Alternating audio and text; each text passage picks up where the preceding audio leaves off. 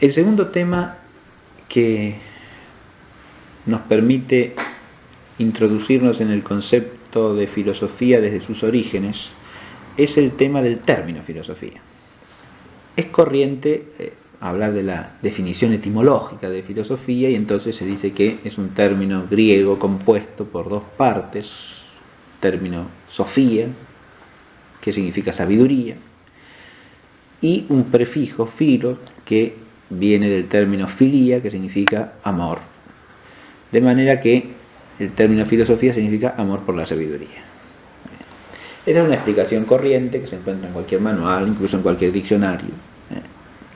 Es la aclaración etimológica de la palabra filosofía. Pero si nos quedamos con eso, no hemos ni empezado a entender qué es la filosofía. Esa es la trampa de traducir en general, ¿no? Decimos, filosofía es amor por la sabiduría. Y entonces hemos aclarado lo que significa. Pero si a continuación preguntásemos, ¿y qué es amor? ¿Qué es sabiduría? Y tratásemos de explicar claramente cualquiera de esos dos términos, nos daríamos cuenta que no hemos aclarado nada. Porque tanto amor como sabiduría son términos que, si bien sabemos usar en castellano, difícilmente podremos definir fácilmente. Es difícil que los podamos definir con facilidad, quiero decir, o con cierta claridad, o que sepamos realmente qué decimos cuando decimos amor o qué decimos cuando decimos sabiduría. Pero aun cuando supiésemos lo que significa en castellano amor y lo que significa en castellano sabiduría, tampoco tendríamos aclarado el término filosofía. Porque nuestro concepto de amor, nuestro concepto de sabiduría, no necesariamente, vulgares quiero decir, corrientes y culturalmente establecidos, no necesariamente coinciden con lo que el griego entendía por filia y por sofía. Esto se agrava en nuestra situación cultural actual, porque tampoco podríamos decir que en este contexto en que nos movemos culturalmente exista una noción de sabiduría compartida universalmente por todos. Y lo mismo cabría decir de amor. De manera que ese esclarecimiento terminológico por traducción falla de varias maneras a la vez. Advertido eso, ahora nos podemos plantear una instancia que supere el problema, y sería la siguiente: tratar de entender qué significa en la tradición griega clásica, de la cual surge el término filosofía, filia y sofía. Es decir, se trata de un esfuerzo filológico por el cual tenemos que remontarnos a otra tradición cultural para tratar de entender desde el conjunto de la misma qué significaban para un griego del siglo VII o VI a.C. los términos sofía y filia. Y recién entonces podremos empezar a oír lo que dice la palabra filosofía. Parece lo más sensato empezar por el término sustantivo, porque el compuesto tiene un término sustantivo, que es sofía, y un prefijo de raíz verbal.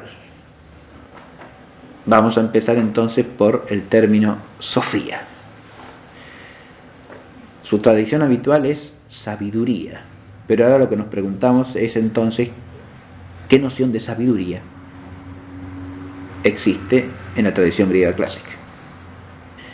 El tema de la concepción de la sabiduría o de un ideal sapiencial es un tema que ha sido cultivado en diversas ramas del conocimiento.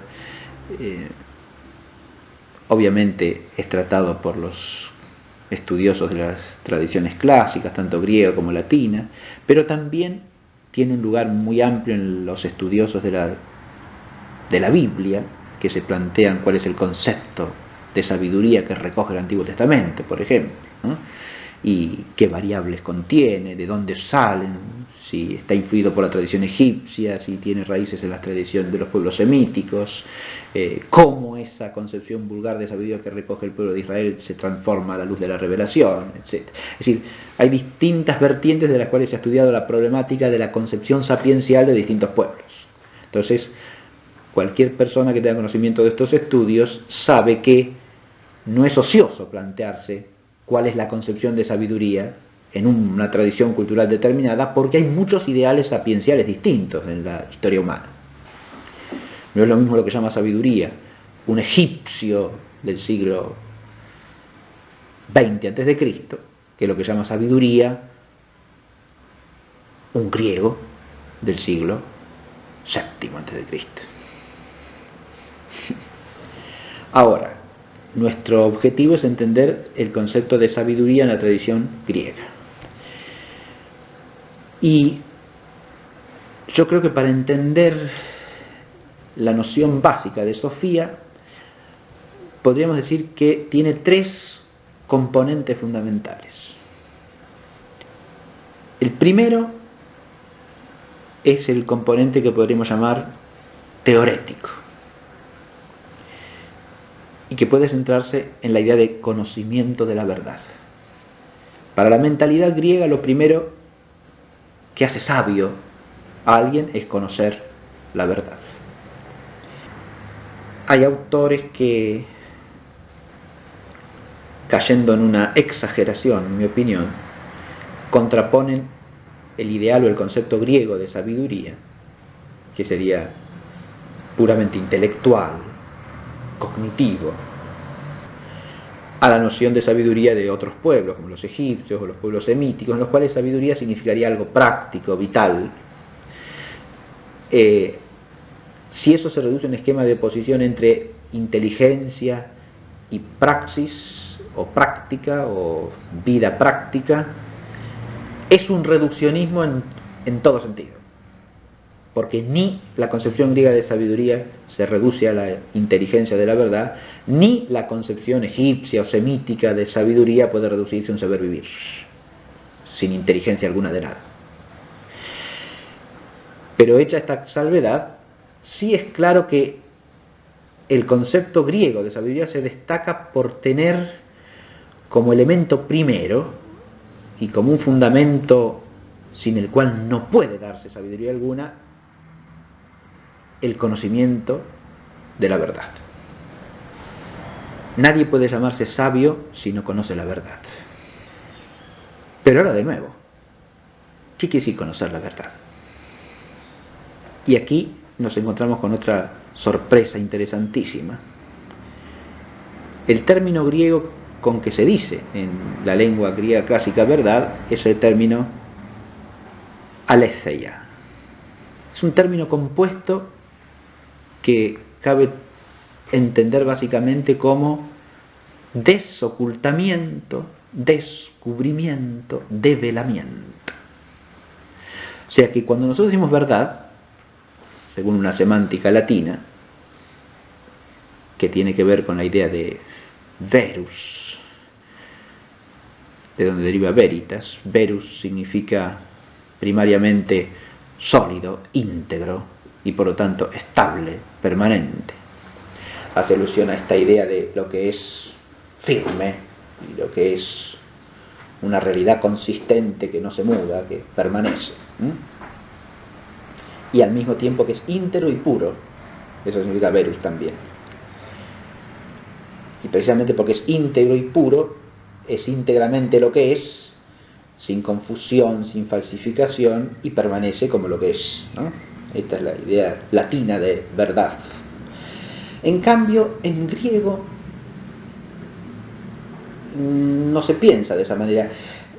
Adviértase que la idea latina de verdad es primariamente una idea óntica, es decir, se basa en la realidad de la cosa, hace alusión a una cualidad que tienen ciertas cosas.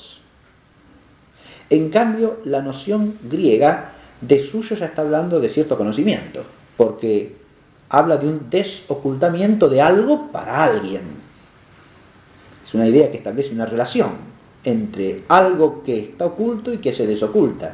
Pero si eso que está oculto se desoculta para alguien, ¿no?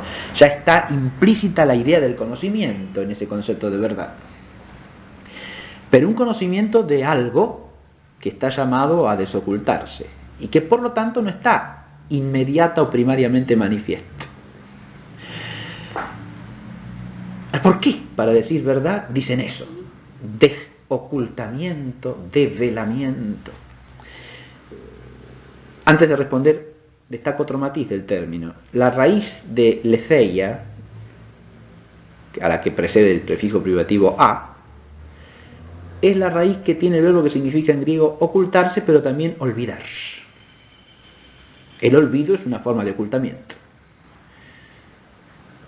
De manera que ese desocultamiento también se podría entender como un sacar algo del olvido en que está sumido, volver a traerlo a la presencia, ¿no? Habiéndolo de alguna manera perdido o habiéndolo no hallado. El concepto de aletheia es un concepto que implica un elemento fundamental de la cosmovisión griega clásica, y es la idea de que hay un doble plano de realidad,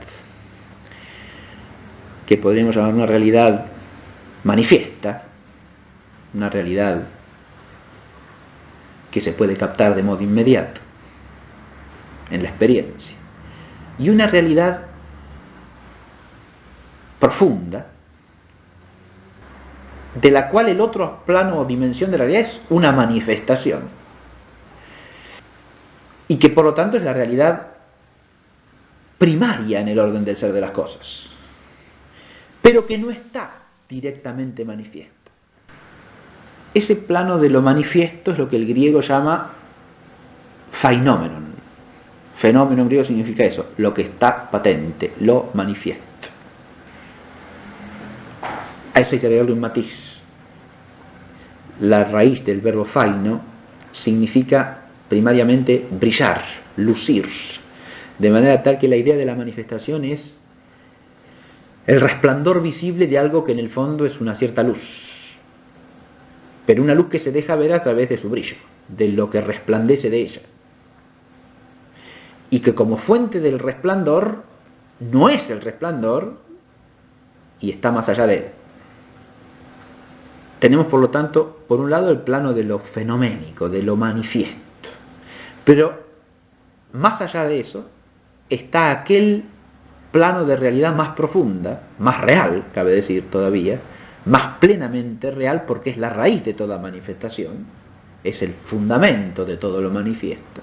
Y esa realidad es lo que el griego en general significa o designa bajo la idea de el ser de las cosas. Entonces, hay un plano de la realidad que es el ser de las cosas, y hay otro plano que es lo manifiesto. Otra idea vulgar en la mente griega es que estos dos aspectos o dimensiones de la realidad no son captables por el mismo modo de conocimiento. Lo manifiesto lo captamos por la percepción sensorial, lo que en griego se llama aisthesis, la percepción sensible. En cambio, el ser de las cosas jamás puede ser captado por los sentidos, solamente puede ser captado por el nous, es decir, por la inteligencia, que es propia de los hombres, en el plano del mundo fenoménico. No hay otro ser existente en el mundo fenoménico que pueda entender. De modo que el hombre existe no para conocer las cosas como fenómenos, las puede captar fenoménicamente, pero ese no es el fin de la existencia humana, sino llegar a entenderlas. Por lo tanto, la inteligencia del hombre existe para llegar a través de los fenómenos al ser de las cosas. La inteligencia humana puede tratar tanto con lo fenoménico como con el ser mismo, porque la inteligencia también se puede ocupar de los fenómenos, hacer juicios acerca de ellos, y de hecho lo hace constantemente. Pero no existe para eso, existe para captar aquello que está en la raíz del fenómeno, aquello que es el ser mismo de las cosas, que en los fenómenos se nos hace patente o manifiesto. Todo esto hasta acá es una noción vulgar, forma parte de la mentalidad griega común, prefilosófica. Si desde aquí nos volvemos al término aletheia, entonces empezamos a entender por qué verdades desocultamiento. ¿Desocultamiento de qué? Y primariamente del ser de las cosas. ¿Para quién? Y para la inteligencia, que es la única que lo puede captar. El término indica, por lo tanto, una correlación entre la inteligencia y el ser de las cosas. Y la idea de que la inteligencia existe para descubrir el ser de las cosas.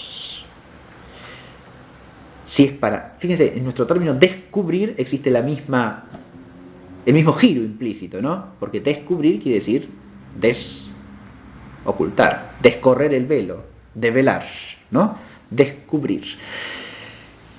Pero el velo no es un engaño, no es una ilusión. Este es el otro elemento fundamental que hay que entender. El concepto de aletheia implica que lo fenoménico es un medio para llegar al ser de las cosas. Si hay algo que no existe en la mentalidad griega es la presunción de que lo que se capta perceptualmente es una pura ilusión de la que hay que desprenderse. Es por el contrario fenómeno, manifestación. Y si es manifestación, quiere decir que nos da a conocer aquello de lo cual es un resplandor. Lo manifiesta. En el sentido corriente de nuestro término manifestar, va implícito que si hay una manifestación de algo, el ser de eso se nos abre de alguna manera a través de la manifestación. Eso es lo que permite distinguir una manifestación de un mero engaño. Si alguien, a través de una apariencia, nos hiciese creer que es algo que no es, eso no sería una manifestación. Decimos que un gesto manifiesta el interior de alguien cuando se corresponde con ese interior y nos permite conocerlo, porque brota de él auténticamente. Entonces es una manifestación. Si no, sería una ilusión, un engaño. Y toda la mente griega, como mente filosófica, se basa en este presupuesto de que lo manifiesto es un trasunto auténtico del ser de las cosas y por lo tanto es un medio para llegar a él. No hay que reflexionar demasiado para darse cuenta que de ahí deriva toda la tradición de la filosofía y de lo que se llama ciencia también en los pueblos que dependen y derivan históricamente de la mentalidad griega. Porque se trata precisamente de que a través de la consideración de lo que está manifiesto podemos llegar a conocer el ser profundo de las cosas. Con esto quiero decir que hay una valoración positiva del fenómeno. El fenómeno no es una ilusión o engaño, como sí se lo entiende en general en la tradición del pensamiento de la India clásica, ¿no? El mundo entero de las cosas perceptibles es interpretado en esa tradición fundamentalmente como una ilusión engañosa de la que hay que desprenderse absolutamente. Por lo tanto, el conocimiento o la captación de esa ilusión de ninguna manera puede ser un medio para llegar al ser de las cosas. Si lo hay, tendrá que ser por otra vía, pero nunca partiendo del conocimiento empírico, por ejemplo. Habrá que ir por otro camino, si se puede llegar a algo que está más allá. En cambio, en la visión griega, nuestra experiencia es experiencia de algo que es manifestación del ser. Pero ahora viene la contrapartida. Si es manifestación, no es el último horizonte de nuestra capacidad de conocer. Es un medio para llegar a otra cosa. O sea, el hombre no puede detenerse en los fenómenos, si no ya no conocería humanamente. Si nuestra visión y captación de las cosas estuviese limitada al horizonte de lo fenoménico, entonces ya eso dejaría de ser manifestación, dejaría de ser fenómeno, sería el ser mismo, estaría ocupando su lugar. Y esto también es absolutamente incompatible con la mentalidad griega clásica común. Ese fenomenismo, digamos, o ese pretender que lo fenoménico es el todo y es el último horizonte de la realidad, eso se opone también al concepto de aletheia, es decir, de verdad como desocultamiento, porque no habría nada que desocultar. Nuestra inteligencia tendría que limitarse a correlacionar fenómenos entre sí, al modo de la noción positivista, ¿no? Conocer la verdad es, por tanto, desocultamiento del ser de las cosas. Esto es lo que está, primero que nada, resonando en el término griego sofía. Cuando un griego dice sofía, dice primero que nada conocimiento de la verdad. Pero conocimiento de la verdad, ¿qué quiere decir? Desocultamiento del ser de las cosas. E inmediatamente que se ha dicho eso, aparece una consecuencia primera. Si se trata de desocultar el ser de las cosas, hay una jerarquía de verdades, porque según la jerarquía del ser que se desoculte, será la verdad correlativa. O sea, no es lo mismo desocultar el fundamento de algo que ónticamente, o sea, desde el punto de vista de su ser, es ínfimo, inferior, parcial, particular, que desocultar un ser que afecta a la totalidad de las cosas y que es superior a todo lo demás. Es decir, esa idea de que la verdad es el desocultar el ser de las cosas inmediatamente lleva a un concepto jerárquico de la verdad. No toda verdad da lo mismo.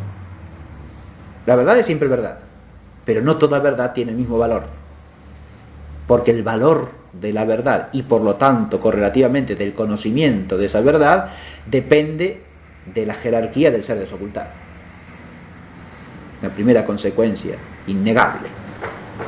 La segunda consecuencia es que la verdad pensada como desocultamiento implica necesariamente dos cosas. Primero, no contentarse el hombre con lo manifiesto. Es decir, si nuestra actitud humana nos llevase a instalarnos en el ámbito de lo manifiesto y quedarnos en eso, estaríamos desoyendo a la vocación por la aletheia. Es decir, no estaríamos correspondiendo a la vocación que surge desde nuestra inteligencia de llegar a desocultar el ser de las cosas más allá de lo fenoménico. Y por lo tanto, el hombre que obrase de esa manera no sería plenamente humano. Si un hombre que viviese sumergido en lo fenoménico no sería auténticamente hombre. Esto tiene que ver con una idea que aparece poéticamente expresada en el proemio de la Teogonía de Hesíodo, a la que voy a aludir después. Pero el hombre que queda sumergido en lo fenoménico vive una vida no auténticamente humana, una vida que es, según la expresión de Hesíodo, oprobiosa. Es un oprobio para la tierra, es una desgracia y un insulto para el cosmos. Pero la otra consecuencia, el otro aspecto de la consecuencia que tiene para el hombre ese concepto de verdad, es que si es un desocultamiento, implica un ir más allá de lo que está manifiesto, y por lo tanto implica un esfuerzo. La verdad no es algo que está ahí y que nos salta a la vista. Hay que hacer un esfuerzo por descubrir el ser de las cosas. Esta es otra idea fundamental, que está en la raíz de la filosofía y del concepto de filosofía, porque hace a la idea griega de sofía. El conocimiento profundo de la verdad, o sea, del ser de las cosas desocultado, no es algo que esté ahí inmediatamente dado, como algo obvio, sin más, al alcance de cualquiera, y sin esfuerzo. Implica, por el contrario, un esfuerzo del hombre para alcanzarlo. Estas son ideas elementales, pero que esclarecen profundamente lo que entendía un griego cuando decía Sofía. Bien. Tenemos ya un primer elemento del concepto de sabiduría según la mente griega clásica. Pero antes de pasar a un segundo elemento y a un tercero, para completar la idea, voy a agregar otra cosa más. Esta idea de desocultar el ser de las cosas implica un trasfondo que en última instancia es religioso. Yo dije hace un momento que el concepto de fenómeno y la idea de que está en el verbo está y en la raíz del verbo, hablan de un lucir, de un brillar. Y esto presupone que en el fondo el ser de las cosas es luz. O sea, hay un presupuesto en la base de esta idea de sabiduría, y es que el ser real de las cosas es algo positivo, algo bueno y algo ordenado. Y que por lo tanto el descubrirlo es descubrir una luz. Si nosotros partiésemos de la idea negativista o pesimista de que tras lo manifiesto lo que hay es oscuridad, desorden o nada, entonces el concepto griego de aletheia quedaría abolido, y el concepto de sabiduría también. Y ya no podríamos hablar propiamente de filosofía en el mismo sentido. Porque el concepto de sofía, entendido como desocultamiento del ser de las cosas, o sea, como conocimiento de la verdad, adquiere su plenitud en el concepto griego de teoría, o sea, contemplación. Pero la teoría griega es contemplación del ser desocultado, del ser que ahora hemos llegado a ver, a captar con la visión de la inteligencia. Es un rasgo común de todo el vocabulario griego sobre el conocimiento, el usar términos que se refieren a los dos planos, al plano de la captación sensorial y al plano de la captación intelectual. Es decir, empiezan designando una captación sensible, pero terminan designando la captación intelectual. El verbo con que Platón llama a la realidad eterna del ser mismo, que es siempre igual a sí mismo, idea, viene del verbo eido, que en su sentido primero quiere decir ver. Y las ideas son absolutamente invisibles. Son invisibles para los sentidos, pero son aquello que la inteligencia está llamada a ver. Son lo visible por excelencia, ya con una visión que no es la sensorial, sino la espiritual, la visión de la inteligencia. Y esto pasa en todo el vocabulario griego sobre la captación sensorial. Y lo mismo pasa también con teoría. La teoría es un mirar atento y un detenerse con atención y admiración ante aquello que se ve. Detenerse con admiración, con atención admirada ante lo que se ve. Esto se puede dar en el plano sensible, pero en griego se entiende por teoría primariamente esto cuando se da en el plano intelectual. Es decir, es la inteligencia que se detiene, atenta y admirativamente ante el ser de las cosas. Más aún, se detiene con atención, con admiración y con reverencia ante el ser de las cosas. Y eso ya le agrega un matiz religioso al concepto de teoría. Uno de los usos de la palabra se refiere precisamente a eso, porque alude al acto de detenerse la procesión cuando llega al templo. Está hablando de procesiones de la religión griega clásica, ¿no? Del paganismo griego, como eran las grandes procesiones panatenaicas que se celebraban en Atenas en honor a Palas, la diosa de la ciudad. Cuando la procesión de los ciudadanos atenienses llegaba al templo que estaba en la Acrópolis, entonces se detenía, y ese acto de detenerse la procesión con admirativa reverencia ante la presencia de la divinidad, eso se llama teoría. Si esto lo llevamos al plano del conocimiento de la verdad, advertimos que teoría en griego significa este concepto de detenerse la inteligencia ante el ser que ha descubierto, que se le ha desocultado, con admiración y con reverencia, lo cual solo es posible en cuanto que ese ser es una realidad buena, luminosa. Por eso dije que había un trasfondo religioso en esto. Y es el presupuesto de que el conjunto de la realidad forma un orden, y un orden bueno. De manera que cuando uno esfuerza la inteligencia para encontrar el ser de las cosas, detrás de lo manifiesto, encuentra luz. Esto en la tradición griega antigua tiene sus límites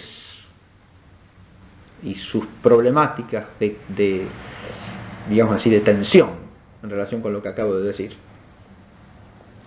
Pero al mismo tiempo es un núcleo irreductible e innegable que está en la base del concepto de sabiduría. Ahora, con esto no hemos hecho más que aclarar el primer aspecto del concepto de sabiduría. Si alguien pretendiese que con esto ya ha dado la idea de lo que un griego antiguo entendía por sabiduría y por sabio, en mi opinión, yerra totalmente. Por eso vuelvo a insistir en ese error, ¿no?, de reducir la concepción griega de sabiduría a una especie de intelectualismo absoluto, ¿no? Al griego lo único que le importa es conocer, entender, y ahí se acabó todo.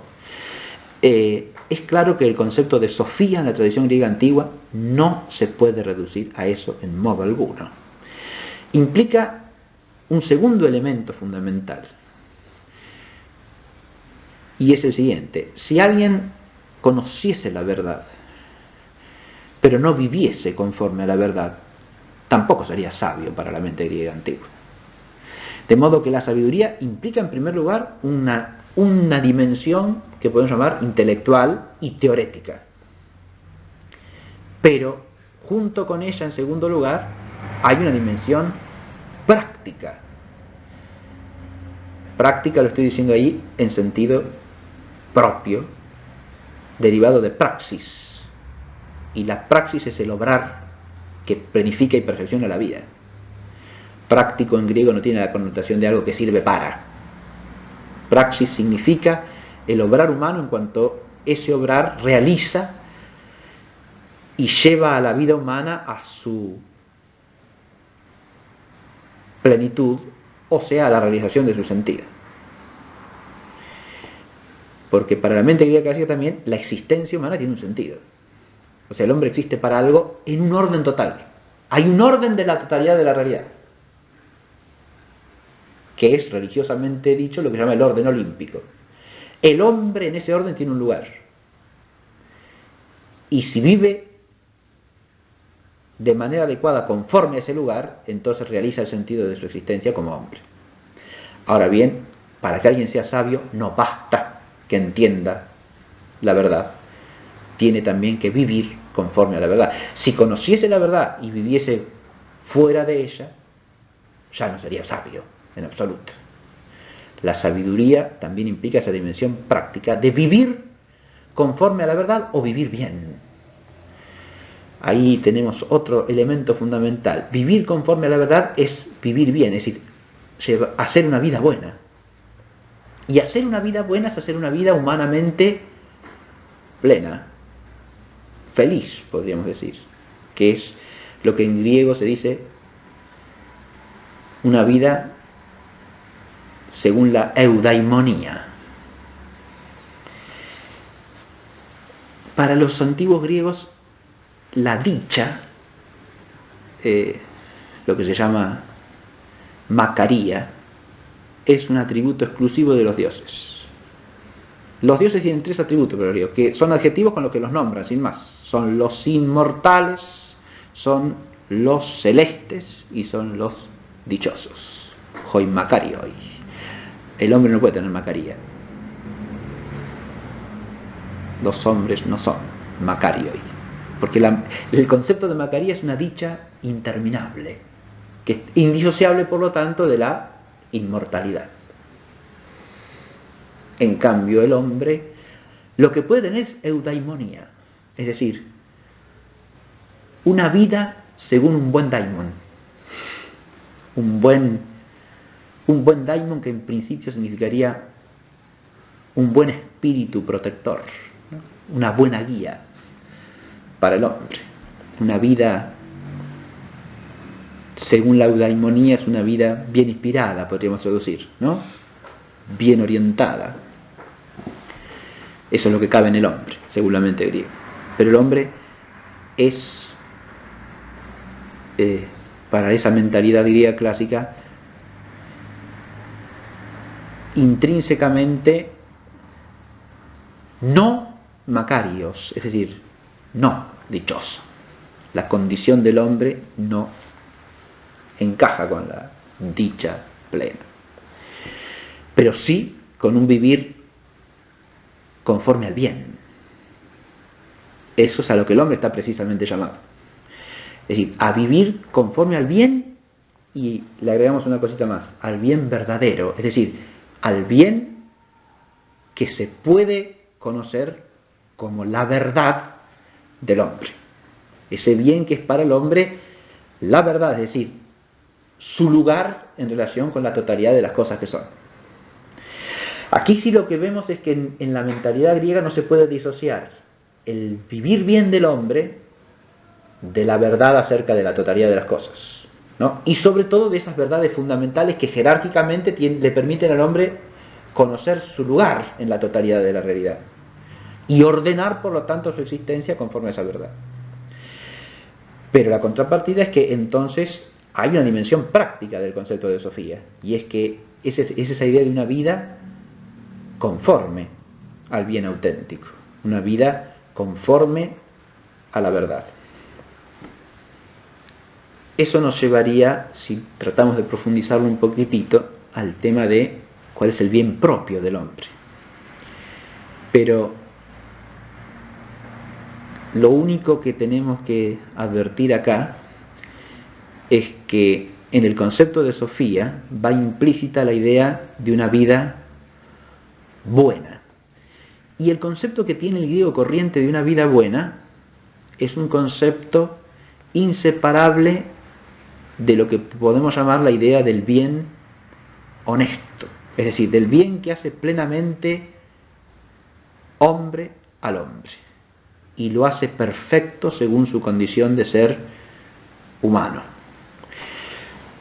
Por lo tanto, tiene que ser un bien intrínseco al hombre que al mismo tiempo lo ordene en relación con la totalidad y lo haga satisfacer su medida de ser humano. No puede ser nunca un bien inferior a la naturaleza racional del hombre. Tiene que ser un bien de la naturaleza racional, pero un bien de la naturaleza racional que lo haga al hombre orientarse en la totalidad de las cosas y lo ponga en su lugar propio. Por eso la tradición griega clásica aprecia o estima como sabio aquel que sabe reconocer los límites de la condición humana y respeta la totalidad del orden de las cosas como un orden justo, ¿no? Diríamos que vida buena y vida según la eudaimonía es inseparable en la concepción griega vulgar de una vida justa. Por eso entre los tradicionales llamados sabios por los griegos hay sobre todo legisladores, ¿no? O sea, hombres que ponen leyes justas para que la realidad del hombre se ordene según el bien auténtico. Esta es otra dimensión que no hay que perder de vista. Aquí sí cabe, aún en el orden de la praxis, hacer un cierto contraste con las concepciones de otros pueblos en los que puede entenderse una vida sabia como una vida en la que el hombre sabe hacer las cosas, sabe hacer cosas, sabe producir las cosas que tiene que hacer para el bien de la sociedad. Eso es algo que el griego jamás asocia a la sabiduría. Es decir, la sabiduría, digamos así, como saber hacer o saber acomodarse a las circunstancias de la vida, esas son ideas que no están en la mentalidad griega, ¿no? Una concepción que podríamos llamar de sabiduría consistente en saber ubicarse en el conjunto social. No la entiende por ahí a la sabiduría del griego. Ni en saber obrar lo que el oficio manda obrar adecuadamente y por lo tanto a través de esa producción de las cosas en el oficio de cada quien contribuir al conjunto. El griego no piensa desde esas categorías, Hay que ubicarse en un orden, pero el orden en que hay que ubicarse es el orden de la totalidad de las cosas, del conjunto de la realidad. Y la ubicación en el conjunto de ese orden implica una inteligencia lúcida que sepa reconocerlo. Y esto va asociado al conocimiento del ser de las cosas. Pero hay una última dimensión de la noción griega clásica de Sofía, sin la cual no terminamos de entender Sofía. Sofía implica conocimiento de la verdad, implica vivir bien, o una vida buena, que es una vida noble en última instancia. Pero también implica una tercera cosa. Ser sabio no es algo propio del hombre. La sabiduría no es una propiedad del hombre. El hombre no es sabio por naturaleza. La sabiduría, en sentido propio y plenario, es algo que le pertenece a los dioses o a la divinidad, no al hombre. Eso mismo que dije hace un momento de la Macaría pasa con la sabiduría. Y acá entramos en un tema que afecta a toda la visión griega clásica, en cualquier temática en que nos movamos. La verdad del hombre, el ser del hombre, el vivir del hombre es incomprensible si no se lo pone en correlación con el plano de lo divino. Esto es algo que afecta a toda la tradición griega clásica, sea la poesía, sea la filosofía, sea la historia. El hombre sin relación con la divinidad no es pensable en las coordenadas de la mentalidad griega tradicional. Y esto se ve con toda claridad en el concepto de Sofía. Platón dice en República que si hay algún bien que pueda considerarse un don de los dioses para el hombre, ese es la sabiduría. Le dice del dios, con lo que alude a Zeus directamente. Un bien, si hay algún bien que pueda considerarse un don del dios para el hombre, es la sabiduría. Y Aristóteles, a través de todo su sistema de pensamiento, deja muy en claro que el único ser que es sabio esencial intrínsecamente es ese único ser que puede llamarse divino, que es el primer momento inmutable, y que el hombre a lo sumo puede tener cierta participación imperfecta en esa sabiduría que está en él. Esto significa que hay una tercera dimensión fundamental del concepto de sabiduría, y es lo que podemos llamar la dimensión teándrica. O sea, la sabiduría puede darse en el hombre solamente por un vínculo positivo con la divinidad, y nunca sin auxilio de la divinidad. Esto puede resultar sorprendente y chocante para cualquier mentalidad que vea a la Grecia clásica desde la deformación que el racionalismo de los últimos siglos de Europa ha hecho de la visión de lo griego. Pero es claro para cualquiera que conozca lo griego desde sus propias fuentes. Es decir, existe una imagen distorsionada de la tradición griega clásica, como si los griegos fuesen racionalistas del siglo XVIII. Pero esos no son los griegos más que la mente de los racionalistas del siglo XVIII que quieren apropiarse de los antiguos griegos, o que no ven en ellos más que lo que existe en su propia mente. El antiguo griego tiene un sentido profundamente teándrico, insisto, de la sabiduría. Hombres como Sócrates, Platón, Aristóteles vivieron y cultivaron la filosofía en Atenas, los dos primeros ciudadanos atenienses. Y Aristóteles fundó su escuela en Atenas, estudió en Atenas primero y fundó su escuela en Atenas. Y esta ciudad daba culto como a diosa propia, protectora y tutelar, a una deidad asociada centralmente a la sabiduría, que era Atenea, hija predilecta de Zeus. Era como una deidad tutelar del hombre, precisamente en la búsqueda de la sabiduría, ¿no? Y sería interesante reflexionar un poco sobre los atributos característicos de esta diosa que está asociada a la sabiduría. La otra deidad fundamentalmente asociada a la sabiduría es Apolo, porque es el dios de la luz y del orden, del cosmos universal, ¿no? Hay una tercera dimensión entonces del concepto de Sofía, que es la dimensión teándrica. Si nosotros unimos esas tres cosas, podemos empezar a entender lo que es Sofía. Es un conocimiento de la verdad unido a una vida buena en una actitud teándrica, es decir, de vinculación entre el hombre y lo divino, en que el hombre reconoce que solo bajo el influjo divino puede alcanzar la plenitud de su propio ser. El segundo tema que nos permite introducirnos en el concepto de filosofía desde sus orígenes es el tema del término filosofía. Es corriente hablar de la definición etimológica de filosofía, y entonces se dice que es un término griego compuesto por dos partes: término sofía, que significa sabiduría, y un prefijo filo, que viene del término filia, que significa amor. De manera que el término filosofía significa amor por la sabiduría. Esa es una explicación corriente que se encuentra en cualquier manual, incluso en cualquier diccionario. Es la aclaración etimológica de la palabra filosofía.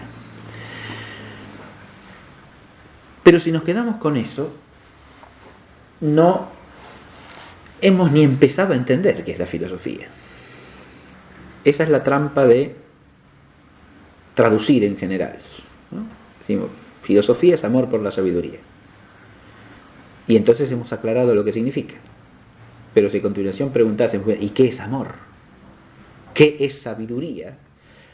Y tratásemos de explicar claramente, tiene un término sustantivo, que es Sofía, y un prefijo de raíz verbal. Vamos a empezar entonces por el término Sofía. Su tradición habitual es sabiduría, pero ahora lo que nos preguntamos es entonces, ¿qué noción de sabiduría existe en la tradición griega clásica? El tema de la concepción de la sabiduría o de un ideal sapiencial es un tema que ha sido cultivado en diversas ramas del conocimiento. Obviamente es tratado por los estudiosos de las tradiciones clásicas, tanto griega como latina, pero también tiene un lugar muy amplio en los estudiosos de la Biblia, que se plantean cuál es el concepto de sabiduría que recoge el Antiguo Testamento, por ejemplo, ¿no? Y qué variables contiene, de dónde salen, si está influido por la tradición egipcia, si tiene raíces en las tradiciones de los pueblos semíticos, cómo esa concepción vulgar de sabiduría que recoge el pueblo de Israel se transforma a la luz de la revelación, etc. Es decir, hay distintas vertientes de las cuales se ha estudiado la problemática de la concepción sapiencial de distintos pueblos, compartida universalmente por todos. Y lo mismo cabría decir de amor. De manera que ese esclarecimiento terminológico por traducción falla de varias maneras a la vez. Advertido eso, ahora nos podemos plantear una instancia que supere el problema, y sería la siguiente: tratar de entender qué significa en la tradición griega clásica, de la cual surge el término filosofía, filia y sofía. Es decir, se trata de un esfuerzo filológico por el cual tenemos que remontarnos a otra tradición cultural para tratar de entender desde el conjunto de la misma qué significaban para un griego del siglo 7 o 6 antes de Cristo los términos sofía y filia. Y recién entonces podremos empezar a oír lo que dice la palabra filosofía. Parece lo más sensato empezar por el término sustantivo, porque el compuesto, cualquiera de esos dos términos, nos daríamos cuenta que no hemos aclarado nada, porque tanto amor como sabiduría son términos que, si bien sabemos usar en castellano, difícilmente podremos definir fácilmente. Es difícil que los podamos definir con facilidad, quiero decir, o con cierta claridad, o que sepamos realmente qué decimos cuando decimos amor o qué decimos cuando decimos sabiduría. Pero aun cuando supiésemos lo que significa en castellano amor y lo que significa en castellano sabiduría, tampoco tendríamos aclarado el término filosofía. Porque nuestro concepto de amor, nuestro concepto de sabiduría, no necesariamente, vulgares quiero decir, corrientes y culturalmente establecidos, no necesariamente coinciden con lo que el griego entendía por filia y por sofía. Esto se agrava en nuestra situación cultural actual, porque tampoco podríamos decir que en este contexto en que nos movemos culturalmente exista una noción de sabiduría.